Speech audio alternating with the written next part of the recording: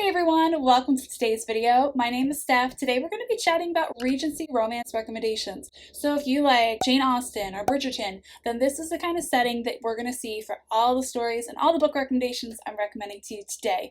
So before we get started, if you like this video, be sure to give it a like and subscribe to my channel. It really does help my channel grow, and I really appreciate it. So hang around here, find some videos you like. It means a lot, and I appreciate your support. So without further ado, we're going to dive right into these book recommendations, and hopefully you'll find some on this list to enjoy.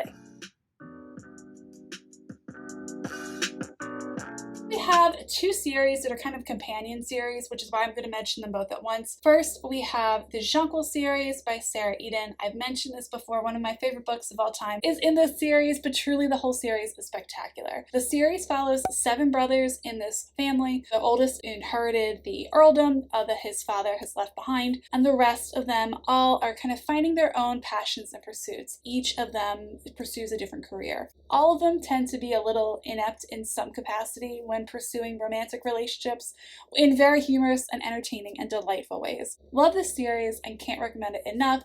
The companion series that kind of goes side by side and ends up merging with this series and overlapping at the end of the series is the Lancaster Family series.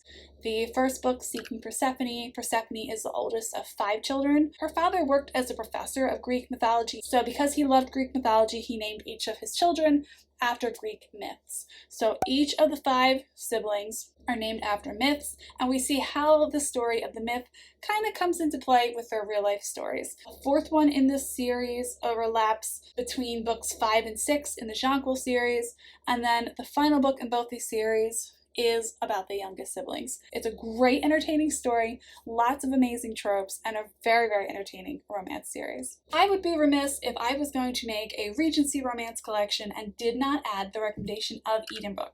This is one of the first Regency romance stories, I believe, in this genre. This work ended up inspiring a lot of the other authors on this list to write their stories, or at least establish that there was a demand or an interest in reading more wholesome closed-door Regency romance books. So this is something that's so entertaining, so fun. We have twin sisters, if I recall correctly, who are heading to a house party. One of these twins is very interested in capturing the attention of the host of the party, who is an eligible bachelor. And then we have the sister who's kind of there for support and not interested in getting married anytime soon.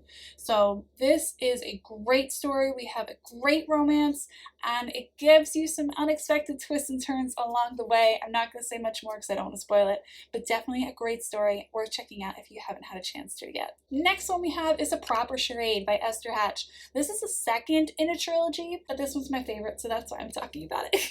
They're all great stories. I shouldn't say that. I haven't read the 3rd story.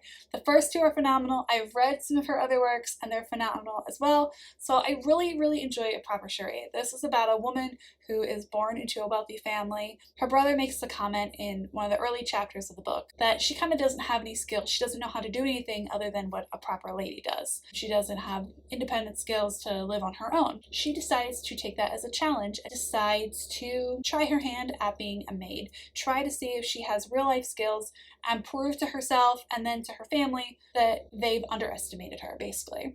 So she shows up at the estate, ends up being hired, but of course is completely terrible because she doesn't have the skills to be a maid, because she's never been one. And so we end up into these hilarious situations. There's another trope that comes into play here, but it doesn't come into play about halfway through, and I don't want to spoil it, but it's a really great story. She ends up capturing the attentions of the owner of the house, and it ends up being a little bit of an issue because he's a cute, handsome, attractive gentleman, but she appears to be a maid, much lower class than he is, and he can't notice whether or not she's attractive because that's off limits to him to have a relationship with a maid. So we end up into this attraction but can't act on it, forbidden romance situation going on. Very entertaining and very funny along the way. So definitely a fun Regency romance book and series to recommend. Next up, we have a book that is such a unique Regency romance, I had to include it on this list. If you're looking for something different, unique, maybe you've read a lot of Regencies, then this is what you want to check out next. This is Games in a Ballroom, and this is a story of friends going to London events. They've known each other for ages and they decide to play a game of tag. But this is not your typical on the playground kind of tag. This is a very subtle, underhanded, no one else is kind of picking up on this, and it's so fun, it's so entertaining. We have childhood friends to lovers in this story, but it is a forbidden romance. The main girl's father in this story basically has high expectations for who his daughter is going to marry, and her best friend slash guy friend isn't even considered an option. So we have this dynamic of forbidden romance, kind of friends to lovers, and this great playful nature of playing this tag, but also realizing their growing attraction for one another. So really entertaining story, really unique, and definitely a story worth checking out. Next up, we have the Hawthorne House series. I love series with siblings. I don't know why, but this is the story of 4 siblings. We have 2 girls and then 2 boys. The oldest son has taken over as the head of the family. Then they have a second boy and then 2 girls. So these girls have kind of been pitted against each other and kind of expected to both be high ladies of society, fancy, elegant, whatever. And it so happens that the youngest sister is excellent at being the high, fancy, elegant lady, but her older sister does not succeed at that and isn't really comfortable being in this stuffy, confined space or expectation that she's supposed to be this lady. She's learning how to kind of find her way moving forward. She ends up kind of noticing something odd going on with her brother's butler and kind of figuring out something isn't quite right. So she's kind of not sure what's going on, but she also has this tendre. Did I say that right? Tendre. She has this crush on this guy that her brother went to school with. So she has written letters to him and just kept them away. And we see how those letters come into play. We have some espionage in this story and some really great entertaining romances throughout this entire series. The first book is kind of mistaken identity. The second one is kind of class differences. They're not in the same social class. The third one is a marriage of convenience. And the fourth one, sort of like a second chance romance, if I'm remembering correctly. It's really a fantastic series, and you can't go wrong with anything this author writes. So definitely a series worth checking out if you're looking for a Regency family to enjoy reading about.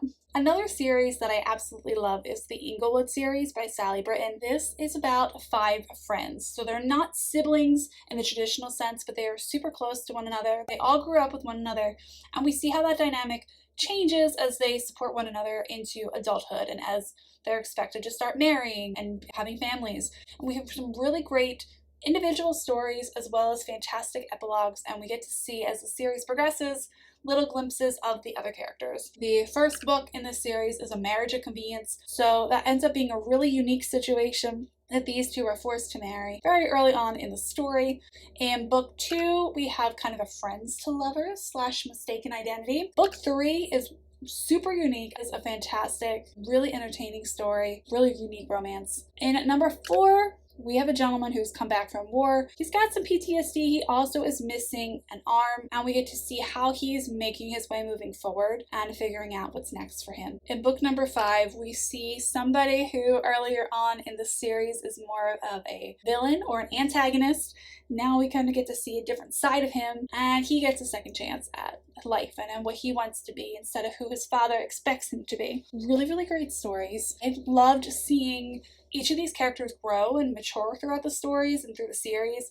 It's a really entertaining Regency romance series. So definitely one I would recommend checking out. So one more story and then we're going to be wrapping up this list. And this is a 5-star read for me, so I had to include it on this list. This is A Game of Hearts by Joanna Barker. I love Joanna's writing. She's fantastic. But this is her most recent release. She has another one coming up in May. This is phenomenal enemies to lovers, amazing tension, amazing banter, like literally grabs me in the opening lines of the story.